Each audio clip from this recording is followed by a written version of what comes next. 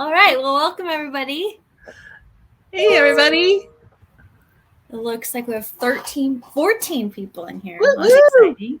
Yay. Today we're going to talk about tools, tips, and titles.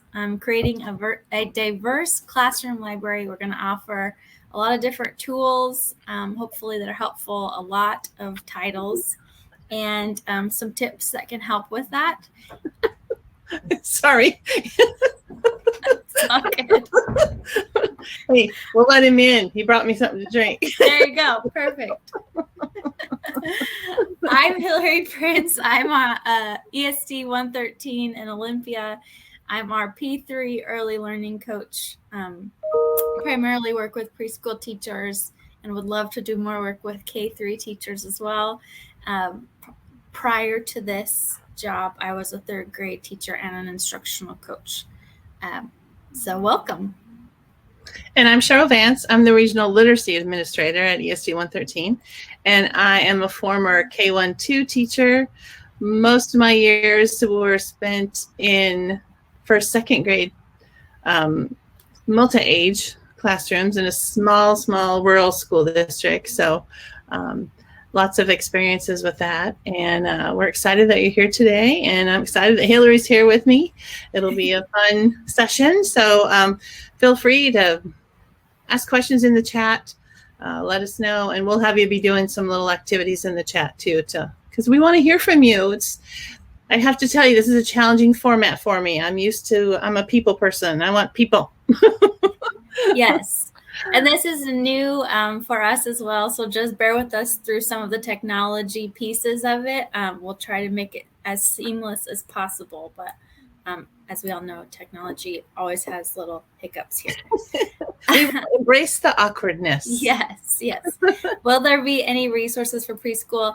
This is pretty general. So generally speaking, for elementary aged and preschool. So you'll be able to take what we have here and apply it to pretty much whatever grade level you have. Hopefully that answers your question. All right. So in the chat, if you could just, some of you have already done it, dropped your name and where you're coming from. Also, could you tell us what you teach? And we have a question for you. What's the first book of the year that you choose to read to your class? I can't wait to see some new titles. Mm-hmm. I'm going to take notes.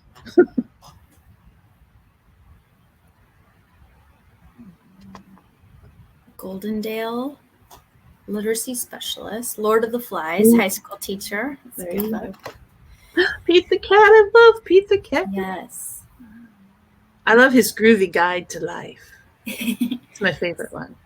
Second grade, the first book of the year we do is Do Unto Otters. That's cute. Well, that sounds like a cute one. All are welcome here. That's a good one. That's a good one. A Christmas Carol by Dickens. Kindergarten in Aberdeen. Nice. How full is your bucket? Yep. Yes. That one. Special education. Still trying to figure out the book I want to read. Yes. Hopefully you'll get some ideas in this. Or at least a place session. to start. Yeah. For more ideas. Tale of Despereaux. Oh, I like that book too. I love all of her books. Yes. Very nice. So if you haven't shared yet, go ahead and The Kissing Hand. That's a good one. I love that one too. Me too. Still thinking about it. Yeah. It's a big decision. Yes, it is. We'll talk about that later. This is a side story, but I live in Olympia and I went down to a toy store down in downtown Olympia yesterday for the first time, and they had all these books, and I was with my cousin who's not an educator, and I got totally sucked into all of the books to the point where she was like, let's go, we need to go now. And I was like, just totally dove into all of them. Oh, my husband does that to me all the time. Any store we go to, because I just sort of gravitate over to the books or the teacher section or the organizational stuff. Yes. Yeah. She's like, it's time to go. Okay. Yeah. I love it. Okay, so the next thing I'm going to put in the chat is a note catcher for you. So it will force a copy. So not everyone's writing their own things in it. The Invisible Boy, that's a good one too. So this will be a resource for you. If you see a book title that you're loving, drop that in. You can take notes that way. Feel free to take notes however you like. Sometimes, people like their hard copies too. But we'll also be dropping different links in the chat as well. So that would be a place to hold all those. Also, just know that in that is also a copy of this entire presentation with all of our links. So you do not have to write down anything. It will all be accessed to you as long as you click on the link that I'm going to put in the chat in 3 seconds. We try to keep it simple. Yes. So there you go. If you click on that link, it will ask you to force a copy, make a copy, do that, and then it's yours to take notes however you would like. Excellent. Thanks, Hillary. Yeah. Okay, so here we go. All right. So one of the things that we obviously want to talk about today is how to bring in some diversity into your classroom, and why do we need that in our classroom. And so I went to the expert. Let's hear from Rudine Sims Bishop. She's kind of an expert on this, that started this kind of whole thing. What I want to ask you right now, before we click on the video, is when do you think she first came out with this information about windows, mirrors, and sliding glass doors? What year? So in the chat, pop in what year you think she first brought all this up. 1990, 1985, 1980, 1992.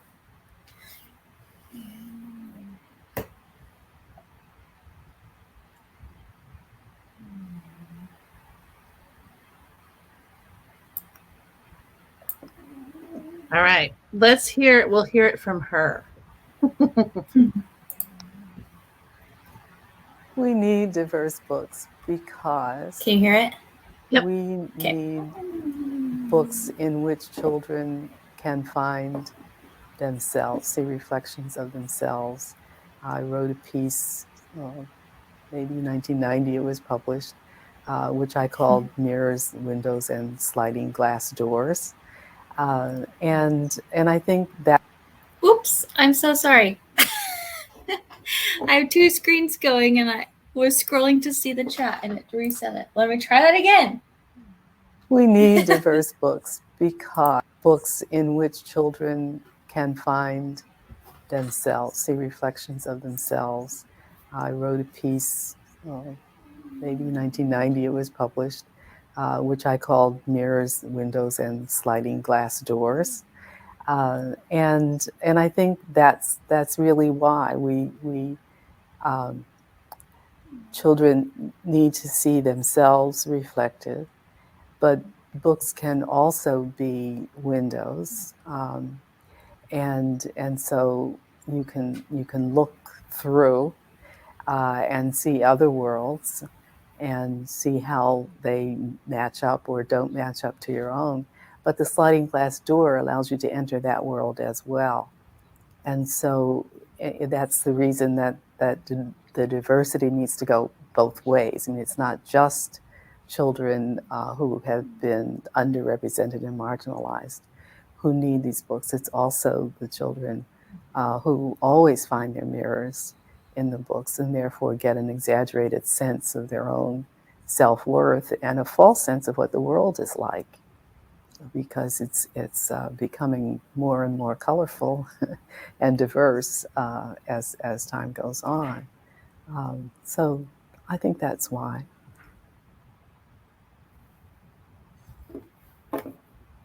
So yeah, some of you were spot on. Good job. Mm-hmm. We need diverse books so sorry. because... There we go. Okay. So here's some more information just about Rudine and her conversation around this. And the interesting thing to me about all of this is I was in the classroom in 1990, but I don't know that we had books. There was not a very wide variety of books to choose from in order to get this into our classroom. And so I'm just wondering if you want to drop in the chat, if you experienced that, if you were teaching then, kind of, I feel like we haven't even gotten to that point yet where I feel like you can walk into a bookstore and really find the books that are going to reach all your kids, that they can see themselves. And so I don't know. It's fascinating to me that this has been, she started speaking about this and writing about it, in 1990. And yet I feel like it took years and years and years for us to get to the point where we could actually, like I say, walk into a bookstore, find books to match that. Hillary, what do you think about that? Yes, I agree with that. And I also think that now oftentimes when we go into a bookstore, it has more diverse characters, but there's still sometimes I feel like lacking of characters that it's just a diverse character and their experiences, not this like, I don't know how to explain it. But like if we read a book and you just see in the pictures that it's a white girl or something, it doesn't necessarily call out her race or anything like that. Sometimes it feels like when it has a black girl, then they're calling that out. So you know what I mean? Which is great also, but I also think we could have more diverse books that just show diverse characters without always just like explicitly calling it out as well. Mm-hmm. Or sometimes it feels like it's not really about how I can learn about the culture of that person either. It's just a diverse character maybe. So, yeah, it's true. Okay, excellent. So one of the other things that we wanted to just, share and talk about is just access to books, period. So, this quote that we found about access to a 500 book library has an effect on the level of education a child will attain. And it's close to having university educated parents and caregivers. So having books in their hands, books at their fingertips, lots of different books, really will help that child overcome some of the other things that might be challenging for them. And so, I know for myself, that's the one thing that, if I have a friend that has a new baby or whatever, they always get a book. And my poor great nephews, they probably are tired of getting books from Auntie Cheryl, but that's the one thing that I try to find books that will really help them, learn about the world and become, readers and lovers of books. When we were mentioning some of all the fun books that you guys were saying, the Pete the Cat book, the Pete the Cat, the Groovy Guide to Life, I found that one, and my great nephew was a kindergartner. And so I took pictures of each page and texted it to him, and kind of gave my little, additional information to go along with it. And I did that for the whole book. And then I sent him the book. And my niece was like so excited. She said he just loved that. He loved looking forward to seeing, what Pete had to say today. And so I think, just, I don't know, trying to do fun and interesting things with books, it's kind of inspiring. So there you go. Thank you, Sierra, for, being a book nerd like me. It's funny you say that, because that's why I was in the toy store, was to get a gift for one of my best friend's little girls who's turning 3, and she's into horses. So I got a little stuffed animal and 2 horse books because I could not get a book for her. I know. It's like I feel like I've done something wrong if I don't send somebody a book. Thanks for dropping in other books that you think like the Lee and Low books.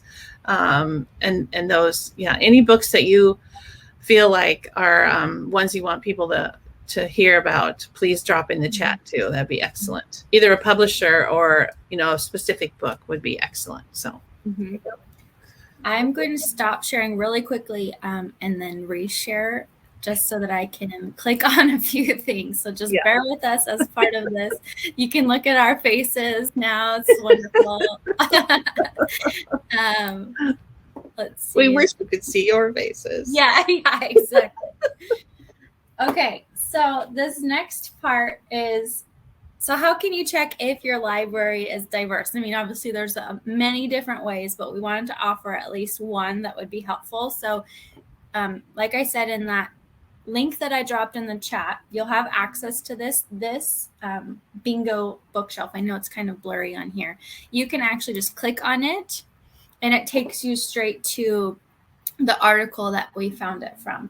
So sorry, I'm going to scroll a little bit and zoom in so that you can see. So just bear with me again through some of here. So you can do this two different ways. You can do it as books that you read personally, or books in your classroom, and thinking about books that you read aloud to your students too. So there's a couple different ways that you can do this. You can see that essentially it's a bingo board, and this is how you do it. So in round one, you use a black pen and fill out the bingo card with books that you have recently read, putting one title in each box. You can start with classic bingo, looking for 5 in a row, but consider eventually challenging yourself to complete the whole card. Filling it out will likely be more difficult than you expected. And then round two, you have using blue ink that you continue filling out the bingo card with books that you have recently taught with. This means that you could have 2 titles in each box, one for a book that you have recently read and another for a book that you've recently taught. So same kind of thing. And then round 3, once we start listing titles, we can see more clearly what we're missing. So you can talk with your peers. You can write down recommendations. Hopefully you'll get some from the session. And it sounds like all of you have a lot of ideas too. So be sure to check out the chat. We all will learn from each other. If you also click right here, it says card for bookshelf equity audit. It's one that just a PDF that you could print out and actually do in your classroom. So you don't have to have it. And it has all of the examples right there as well, or the directions. Sorry about that. And what a cool thing to do, like with your grade level, even, because, somebody else might have a book that you didn't know they had it, and, share books, share ideas. I mean, that'd be kind of a fun thing to bring, hand it out at a staff meeting, and then, a couple months later, kind of check in and see how everybody's doing, kind of thing. That would be really cool. Mm-hmm. And maybe have books for prizes. Yeah, exactly. It also, I just feel like, really calls out some things that I didn't always think about when I was buying books too. So even if you're starting to build a classroom library, looking at these as ways to look for books as well. For sure. Okay. So if you wouldn't mind putting in the chat before this next time, just for my own knowledge, how many years you've been teaching? Yeah, somebody said they weren't teaching in 1990.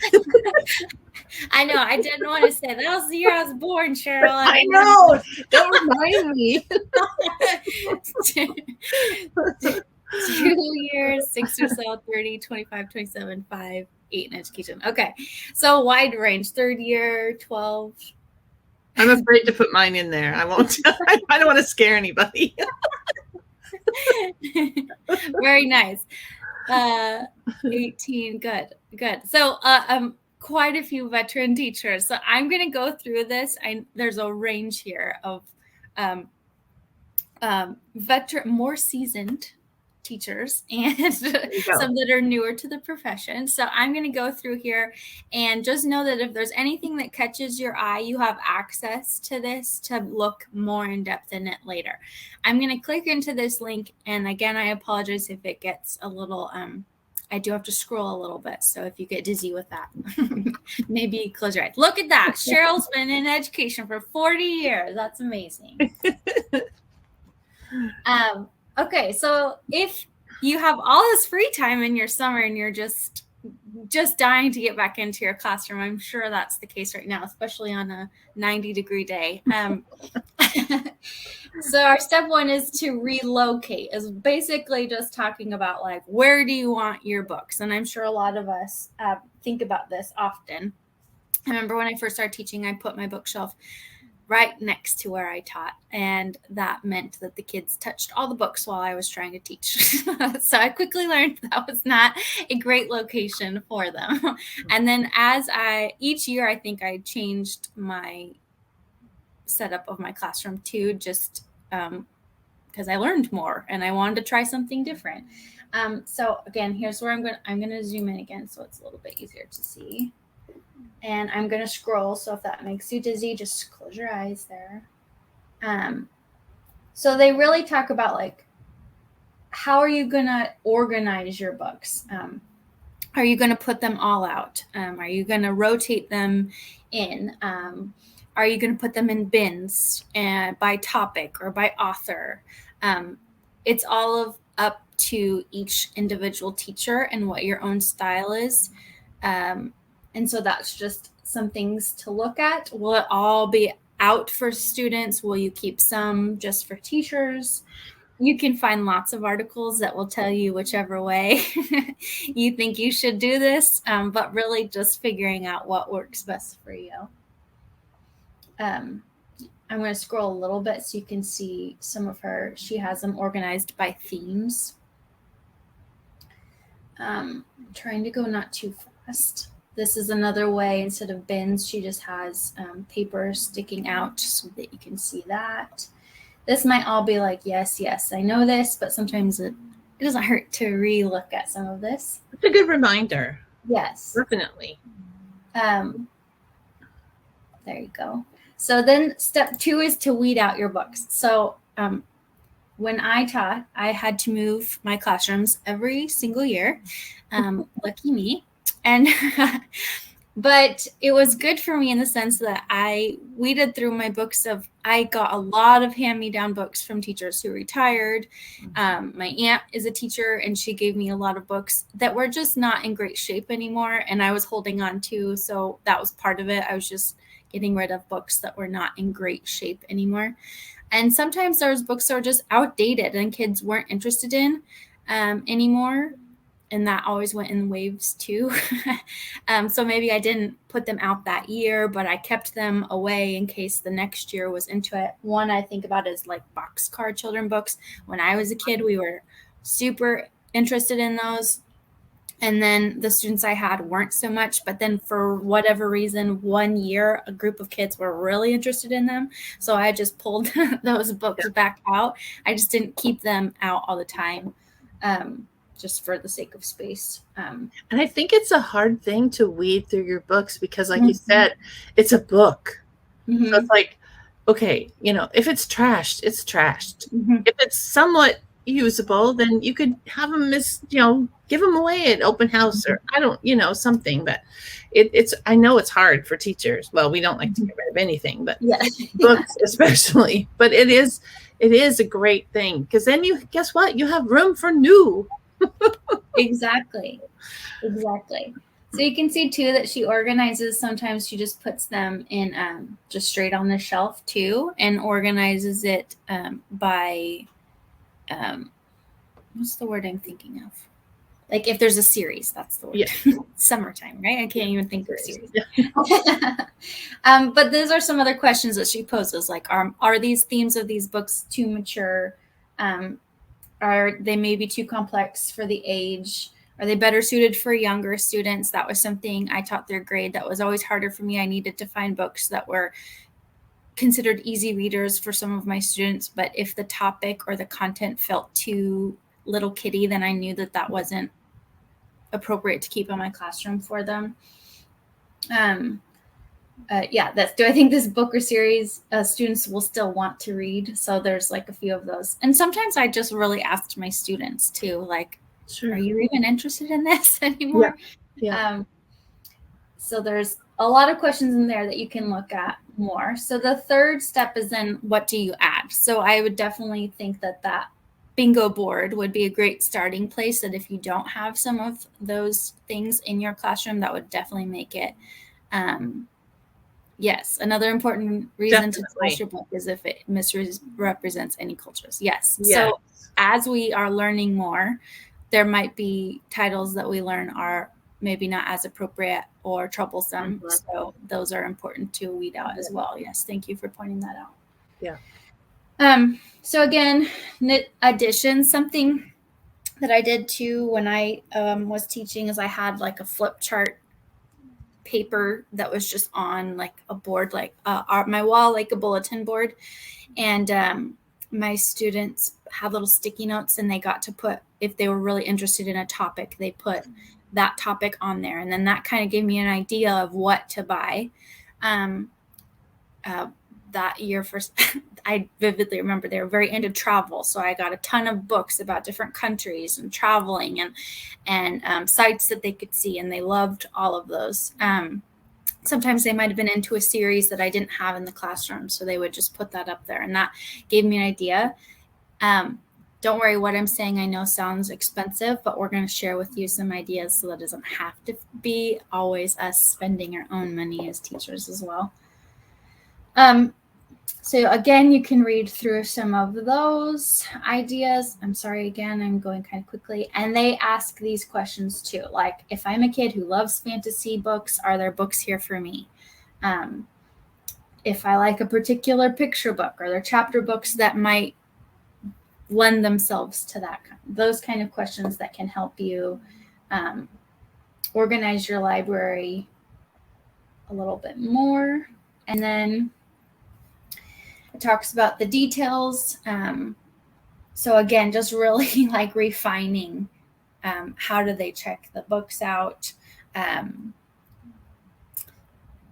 all of the systems and routines that go into place with that. I'm going to skip ahead to that one because that's a whole nother session. A whole nother hour-long workshop. So if you want that as well, feel free to come in here and look. But really, ultimately, this is just telling us we need to know our students personally to know what they like and what will interest them. You'll see, again, some more some very particular ways that she organizes the books that would take a lot of time, but maybe is worth it to some people. And then sourcing was the last piece again. Right. So again, you can look through there on your own time. Just some other little tidbits of information I did want to share of things that I've seen people do that I thought were an interesting way to get kids engaged in books as you bring them into your classroom as well. They did a book tasting where they set up their classroom almost like a picnic, and they have different books on plates, and the students get to kind of read through them and move almost like speed dating, and they get to go through and decide what books they liked, and they get really excited to do that. Yeah. And another thing I saw, she's a middle school teacher, and she does first chapter Fridays. So she reads the first chapter of a story every Friday. The kids know that's the routine. And then if that's something they're excited about reading, then they can continue reading the book. But that just got, she learned that just engaged them in trying maybe a different genre that they weren't necessarily used to reading or they didn't gravitate towards. And obviously you have to intentionally teach or intentionally choose a book that has a very engaging first chapter. I don't know if you have anything else to add to that, Cheryl. Well, I love the first chapter Friday. I think that's awesome. I used to do that with just, book talks, where I just, with picture books with my youngers, just showing a little bit of the book, jumping in, showing something interesting. Didn't have to be just at the beginning too. Sometimes I'd jump right to the middle of something exciting was happening, and then I, give them a little teaser about, hey, you might want to pick up this book and read this book, kind of thing too. So yeah, I think anytime we can just introduce them to books. I think another great thing is having books that, especially with youngers, to have them facing outward, not always just so they see the spines, but to have a place in your room where you can, sort of like a bookstore, more like a bookstore, where they can see the front cover and be able to, get enticed that way too. So there's so many ways to organize your books and think about. And I mean, I think the best advice I can give is, look around, walk around your school that you teach in. It was harder for me because I was, there wasn't anybody else. I was the only first, second grade teacher. So, but, I went and visited my friends' classrooms and just asked questions and, looked online and things for ideas. But walking around your own building and seeing what other teachers are doing and how they organize, you can learn a lot. So, because I feel like I changed it up over the years many times to find that perfect way to be organized and stay organized. But I think probably the best thing I did was really involve my kids. At the beginning of the year, I always kept some things out for them to sort of finish up. So then, oh, here's this pile of books, Mrs. Vance. Oh my gosh, I didn't get them all put away, and it sort of helped me teach them the way the system was going to be, whatever it was for that year. And then, they could do that. So I tried not to change it up in the middle of when I had, multi-age, because that would kind of throw my second graders. But they were pretty good about, going with the flow, and they got used to that, just knowing my personality. So. Something else I did too at the very beginning of the year that was really helpful was just doing a quick reading inventory with every student, where we would meet with them for like 2 minutes. It was great for relationship building too, because they had that one-on-one time where we just asked them, do you like reading? What kind of books? What topics are you interested in? And that really gave us an idea of if we needed to build onto our library at all too. I keep saying we because I had a partner teacher, so but that was really helpful too, and great at just getting to know our students. Oh, you bet. Anybody have any other great ideas? Pop them in the chat. Any recommendations for organizing e-readers? So I was actually just reading a book on play-based learning, and they were talking about kind of what Cheryl was talking about, was how the teacher brought out the books and they helped organize with the students. Yeah. And the students then actually made the little cards. They wrote it out. Sometimes it had a picture that the teacher added. And then it was shown on here too. Sometimes I've seen teachers use colors, like colored stickers, so that, and on the outside of the box, if you use bins, it would have like a blue sticker. So then students knew whenever I see a blue sticker, I put it in that box, so they don't have to have the reading skills yet either. Yeah. I did a number system one time where I had the kids help me, and I had all the books in, number 13 bin, and the 13 was on the front, maybe with a picture too. And then I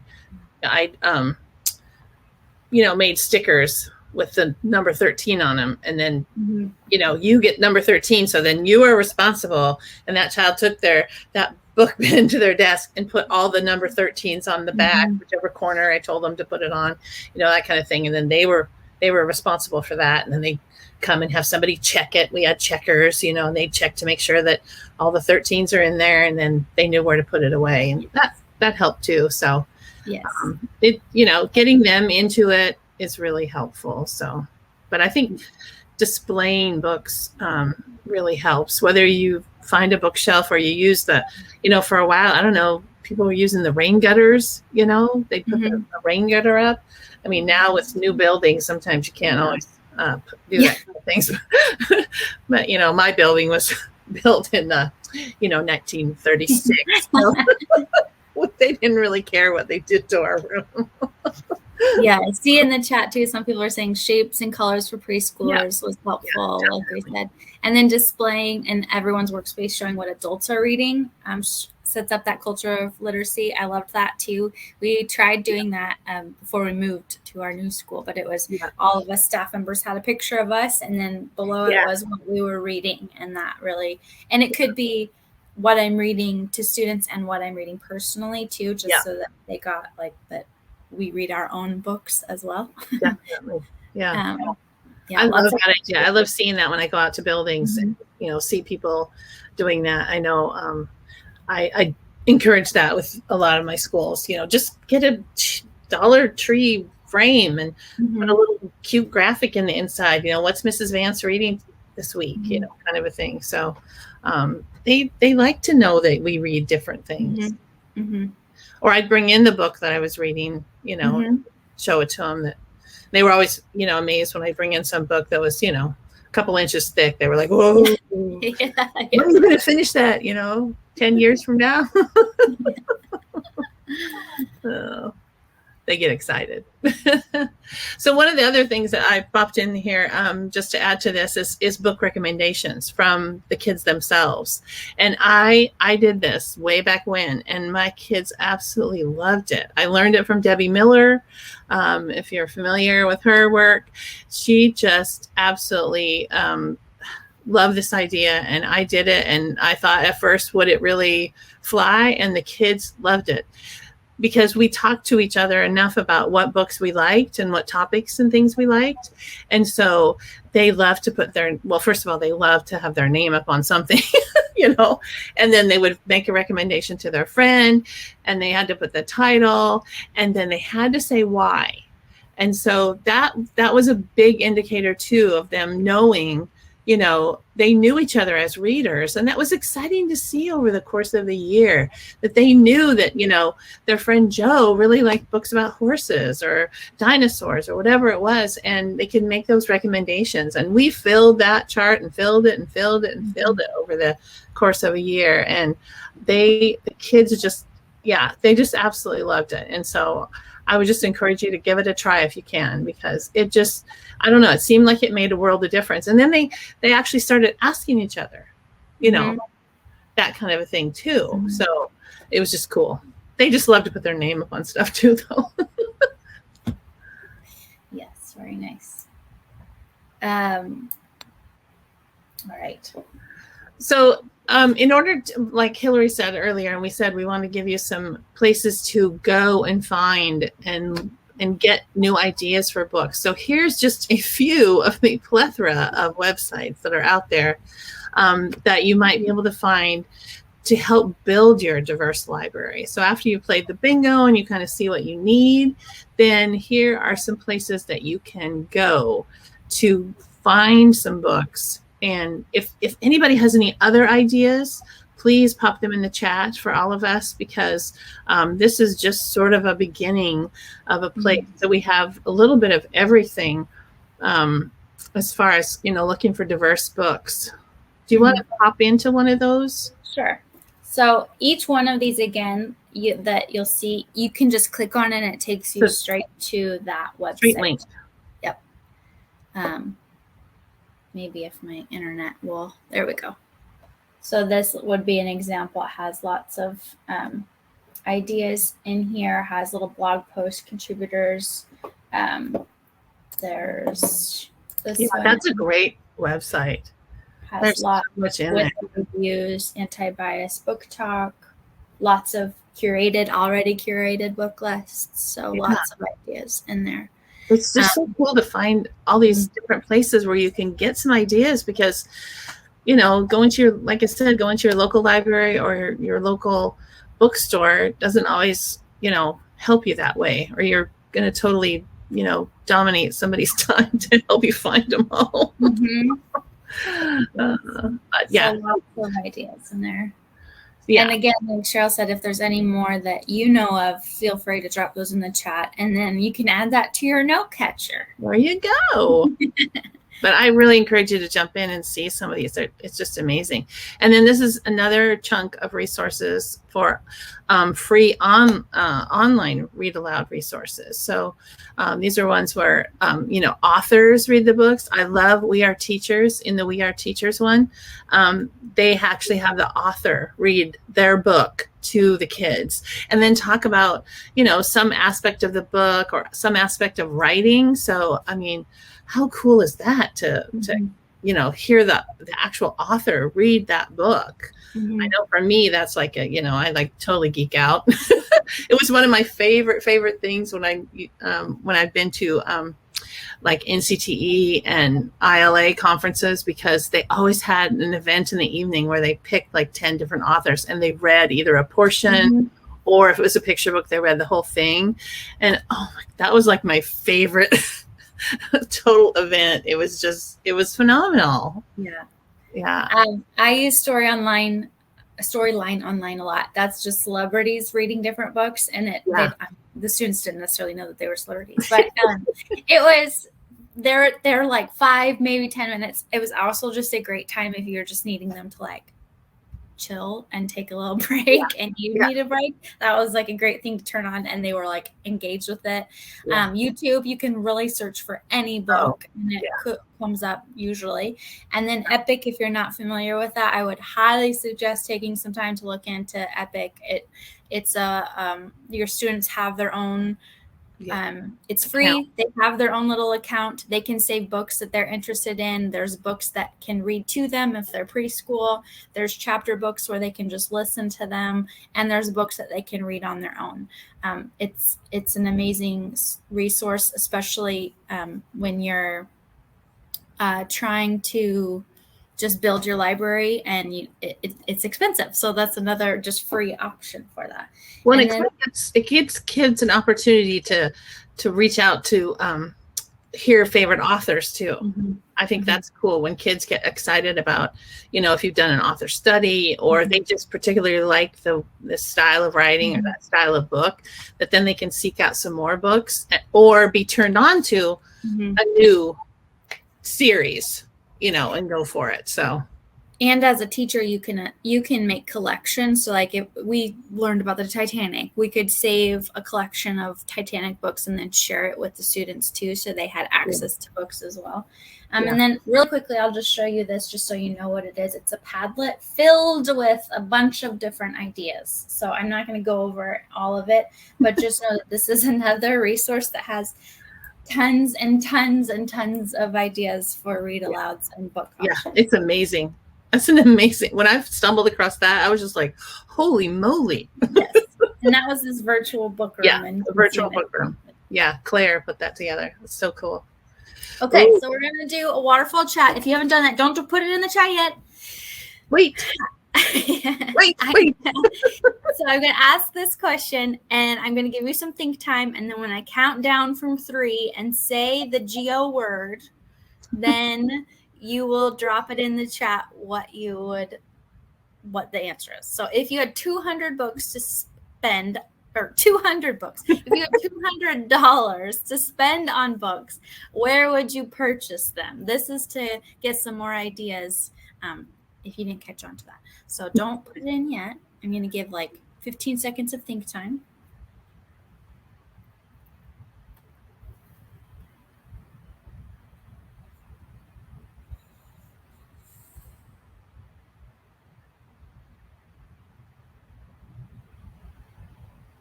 Okay.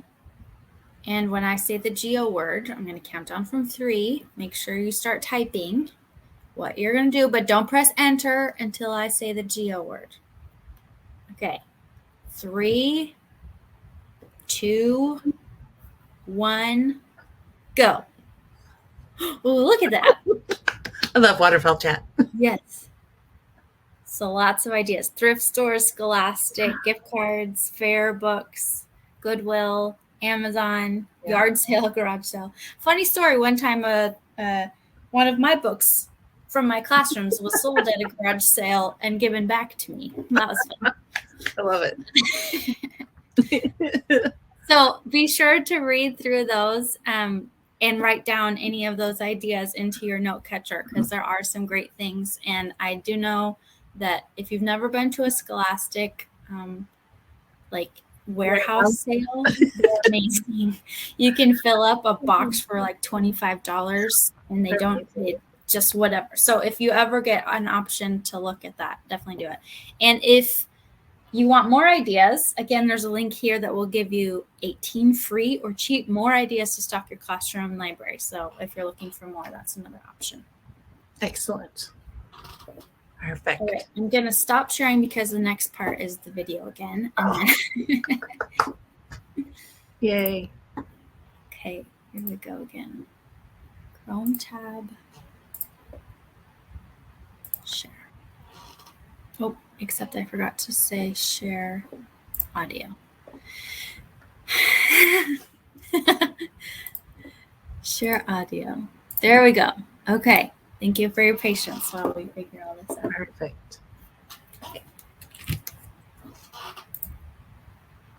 Okay, so I wanted to share this video because we asked you at the beginning of the session, what book are you going to read at the beginning of the year?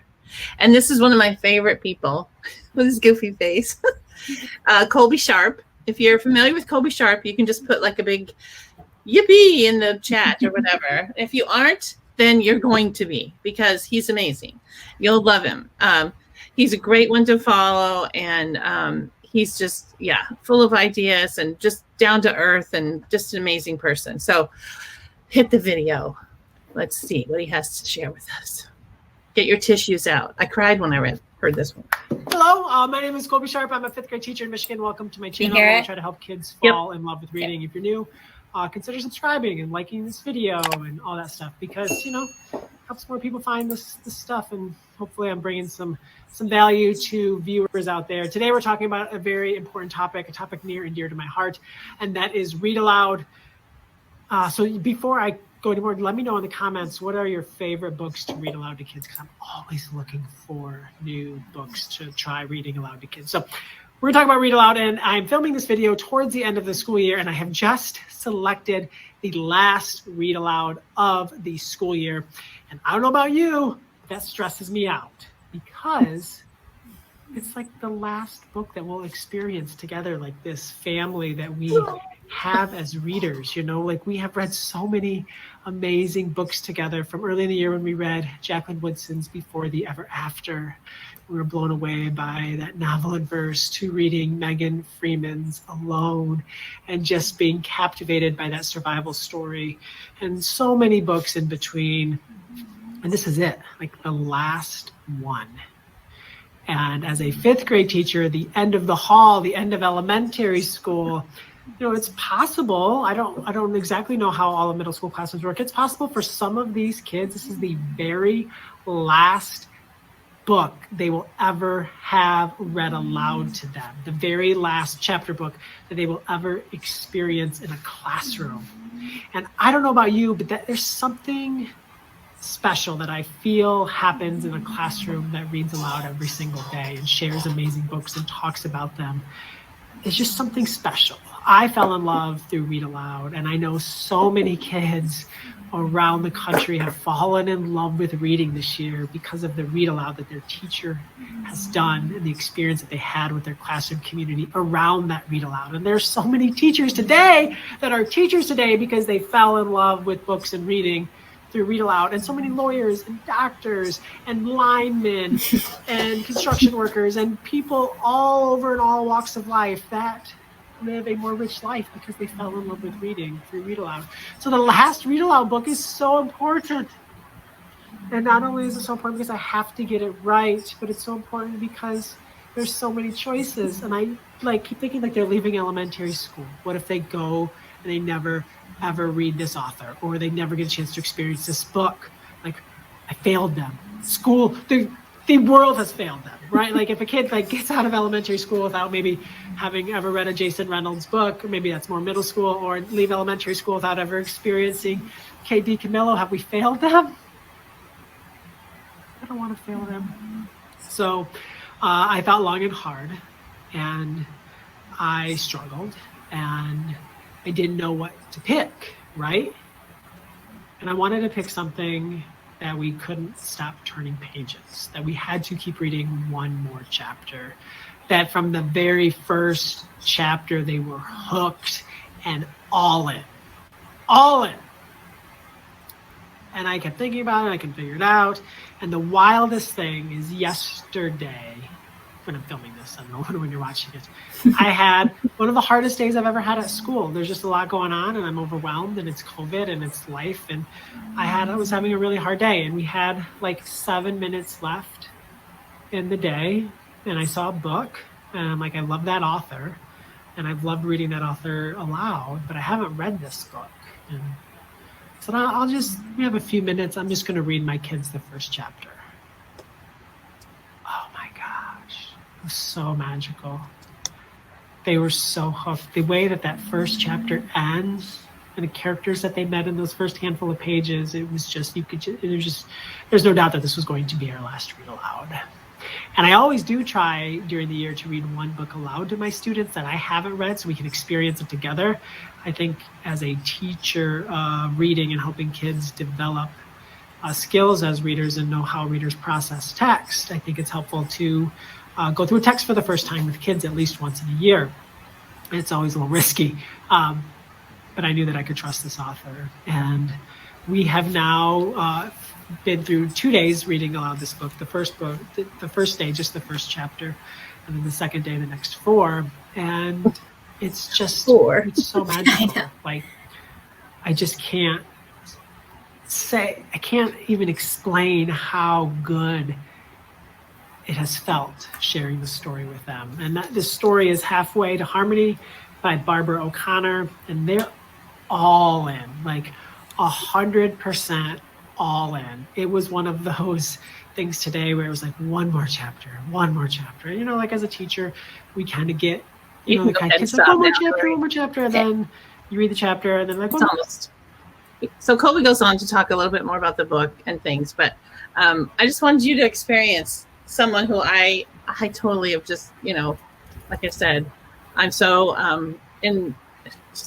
I don't know, I just hold him in such high regard for the things that he does and the choices with his students. And that's his classroom behind him, so you can see his classroom library. And just one quick thing, because I know we have one, I think we have one something else to do, but the other day, Donald Miller, who's another person that, you know, I love, she came to Colby's classroom. She was visiting and helped him weed through his library. What an experience that would have been. That should have just been recorded for a PD or something. Yeah. What fun. Yeah. Anyway, so again, end of the year. What book would you choose for your end of the year? If you want to throw some ideas, that would be awesome. What would be the last book that you would read? Last Day Blues. I love Last Day Blues. Yeah, that's a good one. I just saw that. I just am cleaning out my office and going through my books, and I have a big pile of picture books I have to read now because I either haven't read them or it's just been a while. Yeah.